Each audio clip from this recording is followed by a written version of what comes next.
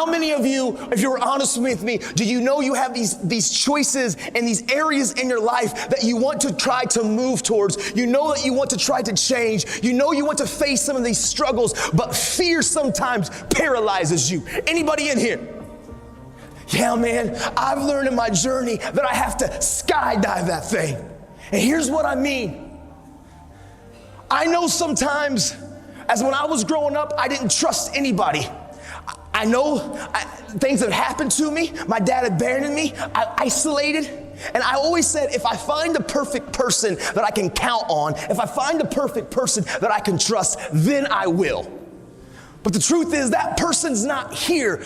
People are people, and they're going to let you down. I've learned I can't put my trust and my confidence in the people, but it's in the process and the discipline and the action of the habit of finding the courage to punch fear in the face and take the step of beginning to trust people, which means I started talking, I started speaking.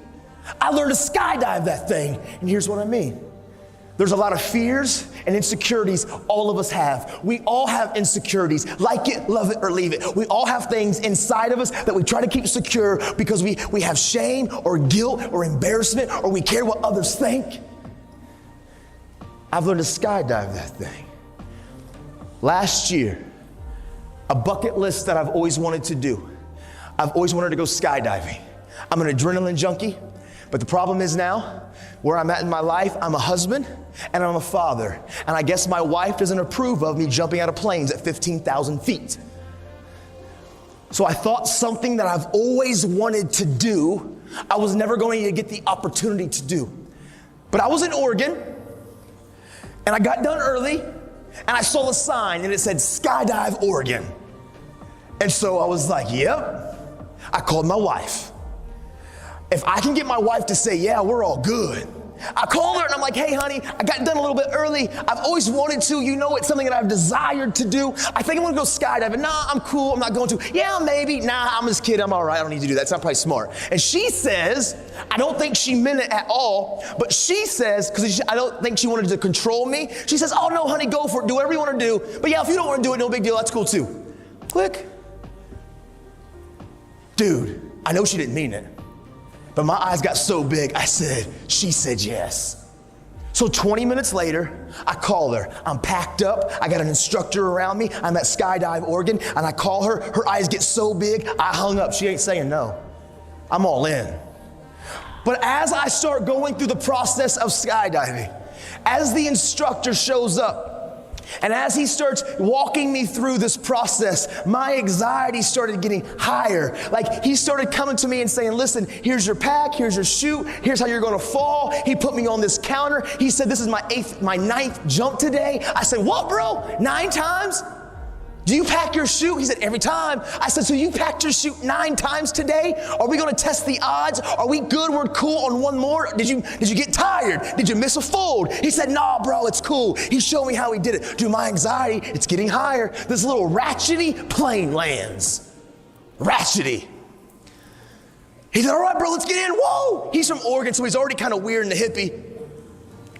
As we get into the plane, we start ascending. He slides in behind me. My anxiety is on 10. Just like some of you, when you need to trust, you know that you want these areas in your life that you're insecure, and you get to the edge and fear paralyzes you and anxiety gets higher. Dude, I was right there. I've always wanted to do this, but through the process, I was so uncomfortable. As we get to 13,000 feet, he said, listen, bro, we got 6 connectors. 1, 2, 3, 4, 5, 6. I'm gonna connect this. I'm gonna hit all 6 3 times. Do this. Woo, you're gonna do it. You know, I know, we're secure. Skydive Oregon. I'm like, 13K. He pulls the door up. He says, listen, the free fall is only gonna be about 30 to 40 seconds. I want you to experience this moment. So we're gonna scoot to the door. We got 2,000 more feet of climbing. And as we scoot to the door, and as we begin to get to that place, I want you just to lean out of the plane. I'm holding on, and I'm like, no! He said, okay, now we're there. Here's the next piece that I want you to do. I want you to take the bottom of your feet and touch the bottom of the plane and hang there. I got you. And I'm like, no! Dude, I was terrified. In that plane, which was the safest place that I could have been, I've never felt more anxiety and fear in my life, even though I've always wanted to do it. But as soon as I trusted the process, and as soon as I trusted the community of those entrusted to help me learn to skydive, as soon as he got to that place at 15K and he said go, and I took that step, and we skydived that thing, all the anxiety, all the fear, it evaporated. As I free fell and I saw Mount Hood and Mount Rainier and Mount St. Helens, I've never felt more on top of the world. There's a lot of you in here that you struggle with trust. Fear has paralyzed you. You know there's areas in your life that you want to change, you need to change, but man, you get to the very precipice at that door and you run back because it is uncomfortable, and I need you to know change is uncomfortable. I've learned to